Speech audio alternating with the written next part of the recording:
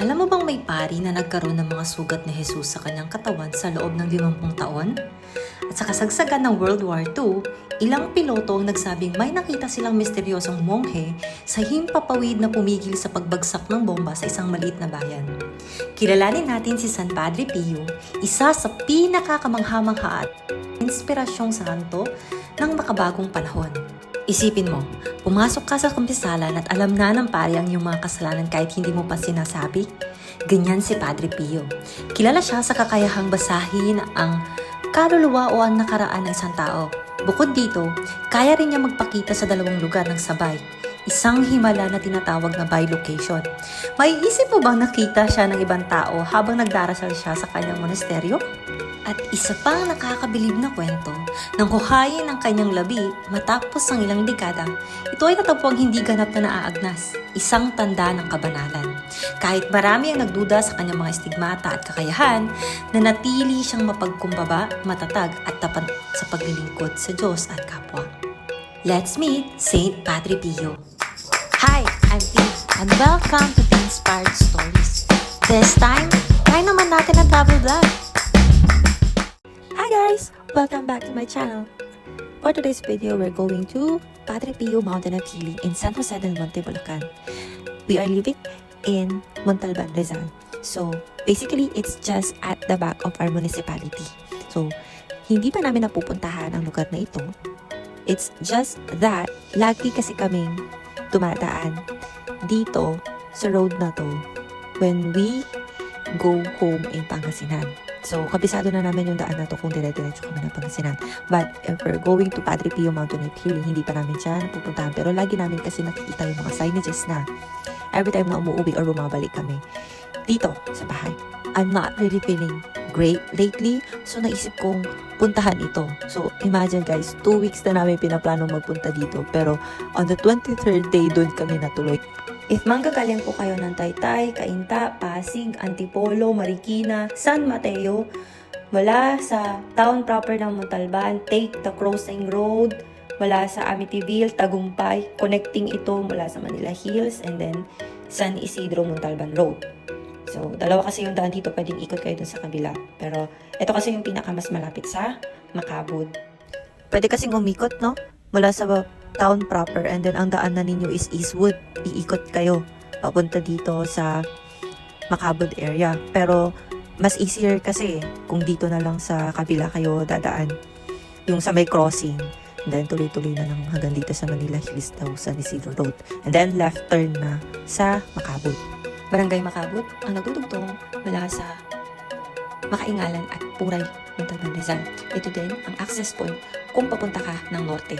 So, dadaanan mo ang Likaw-Likaw and then San Jose del Monte, Bulacan. Tuloy-tuloy na yan kung gusto mo magpunta ng norte like what we are doing. Dati kasi umiikot pa kami ng EDSA papunta sa norte gamit ang service road. Pero nung na-discover namin yung daan na to, dito na kami tumadaan. Kahit abutin kami ng gabi or ng madaling araw. Safe naman dito. Madilim nga lang, pero less kasi yung stress, less yung pagod. Kasi may lang yung daan.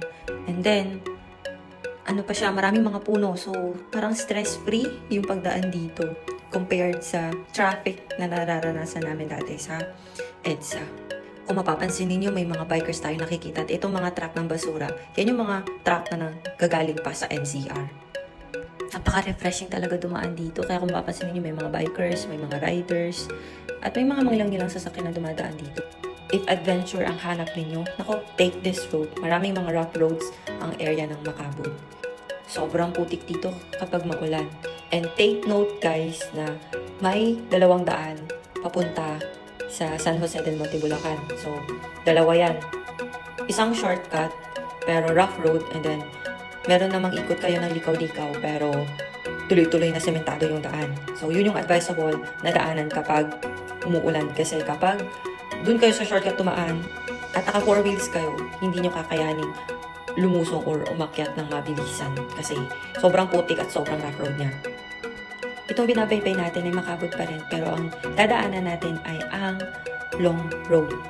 Dito pa lang sa Macabud, marami na kayong matadaanan na campsite, ng mga farm, ng mga mini resort na overlooking ang view. So, yeah, dito pa lang marami ng adventure. looking forward sa next vlog, sana ma-feature natin sila, no? Mapapansin ninyo na nasa San Isidro, San Jose del Monte Road na kayo kapag mas marami na yung kabahayan sa gilid ng kalsada compare doon sa Makaabot, nakokonti yung mga bahay sa gilid. Dahil national road ito, may mga area na mas maluwag yung daan or kalsada compare sa ibang area. Kahit hillside ang area na to, marami ang population ng community ng San Jose del Monte dito sa area na to. Kaya hindi makakapagtaka kung bakit city siya. So uphill na tayo, malapit na tayo, no? Pagkaangat nyo po sa area na to, stop and then take Nazario Road. Medyo lumampas kasi kami. So ano ang magiging landmark ninyo? Ang San Isidro Chapel, ang Cacahuate National High School, Barangay Hall ng Paradise Street at ang covered court nito. Kung galing ng Montalban, kanan ang Liko. Kung galing ng city proper ng San Jose del Monte, kaliwa naman ang Liko. Pagkaliko, dire-diretso lang ito. Makikita ninyo yung mga signages ni Padre Pio. Tuloy-tuloy lang yan hanggang sa marating ninyo yung checkpoint ng Barangay Paradise 3. Yun yung magiging landmark ninyo na malapit na kayo sa Padre Pio Mountain of Healing. Malilit lang kasi yung mga signages nila dito, no? So, laging magtatanong sa mga locals nila na nadadaanan ninyo para hindi kayo mawala. Although tuloy-tuloy lang naman ito. So, ayun pa sa taas yung pupuntahan natin. Kapag peak season, mula dun sa left turn, hanggang doon na ang parking area. So, mahaba na yung lalakaran ninyo papunta dito sa kapilya ng Padre Pio. Ang Padre Pio Mountain of Healing ay tinatawag na Sanctuary of Faith and Healing. Sa gitna nito ay nakatayo ang 50 talampakan or 15.24 meters na statue ni Padre Pio. Napapaligiran nito ng luntiang kalikasan mula sa Sierra Madre na nasa gitna ng mga burol at bundok ng Bulacan at ng Rizal. This site provides a perfect setting for reflection, prayer, meditation, and even pilgrimage during the Lenten season. At the heart of the sanctuary, matatagpuan ang chapel kung saan isinasagawa ang mga regular mass, healing services, and prayer meetings. May candle station din dito sa kapilya, and don't forget to drop your testimonial letter at inyong petition letter. Ongoing ang project na area na to, so please share your blessing.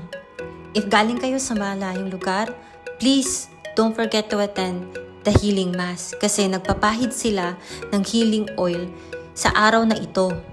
Kapag ganitong may healing mass, every 23rd of the month, ginagawa ito every 9 a.m. So, agahan ang pagpunta. Pero kapag regular Sunday naman, ay 3 p.m. Marami silang souvenir shop dito. Meron ding mga kainan sa taas o sa baba. In fairness, mura ang religious items nila dito at magaganda ang gawa. Advice ko lang, bumili ka agad dahil ibibless at dadasalan ito bago matapos ang misa. Hanapin ang mesa sa tabi ng altar kung saan nakalagay ang mga religious items dahil ibibless ito ni Father at dadasalan. Napaka-importante na nababasbasan ng pari ang mga religious items na binibili natin sa mga simbahan. Kaya't dapat sa mismong chapel tayo bumibili ng souvenir items para siguradong nabibless ito. Kilala si Padre Pio bilang mapagpagaling at mapaghimalang santo. Kaya kahit tubig, essential oil, or panyo na dala-dala mo, ipabless mo yan sa healing mass. Kilala si Padre Pio sa kakayahan niyang labanan ang masasamang espiritu. May mga ulat na ang mga tao na inaalihan ng demonyo ay napalaya matapos ipanalangin ni Padre Pio.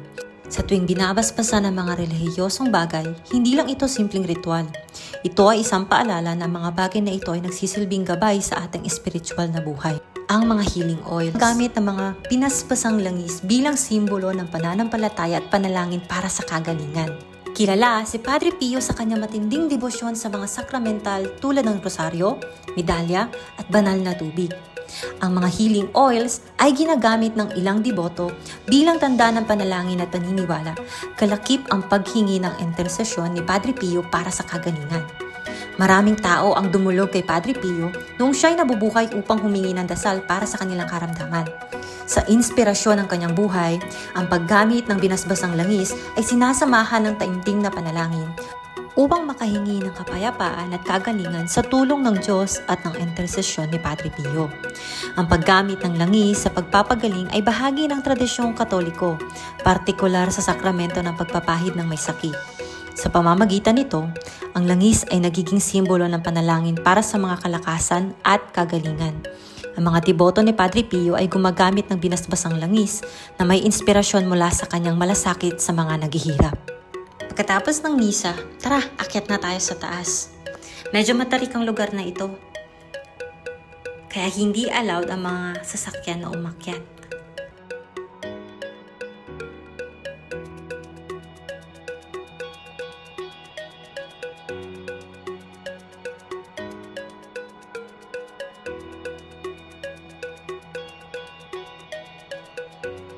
Binubuksan lang ang gate ng 150 steps papunta sa rebulto ni San Padre Pio every Lenten season or feast ni San Padre Pio.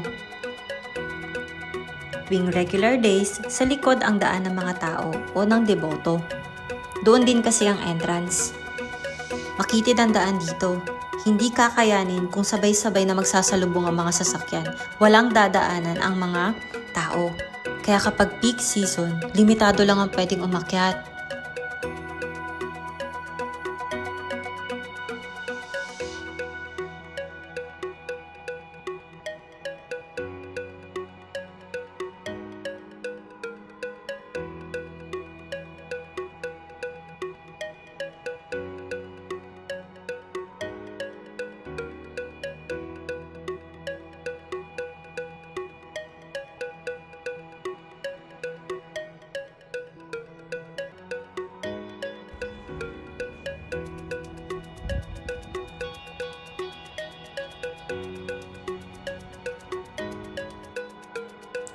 Para naman sa mga naghahanap ng tahimik na oras na mag-isa, ang Garden of Healing ay nag-aalok ng isang payapang kanlungan. Ang hardin na puno ng mga bulaklak, puno at upuan ay isang perpektong lugar upang manalangin at magnilay-nilay sa katahimikan. Ang Padre Pio Mountain of Healing ay higit pa sa isang lugar. Ito ay isang banal na kanlungan kung saan muling pinapalakas ang pananampalataya, diniridig ang mga panalangin at patuloy na inihahatid ang pamana ng isang minamahal na santo sa mga puso ng tao.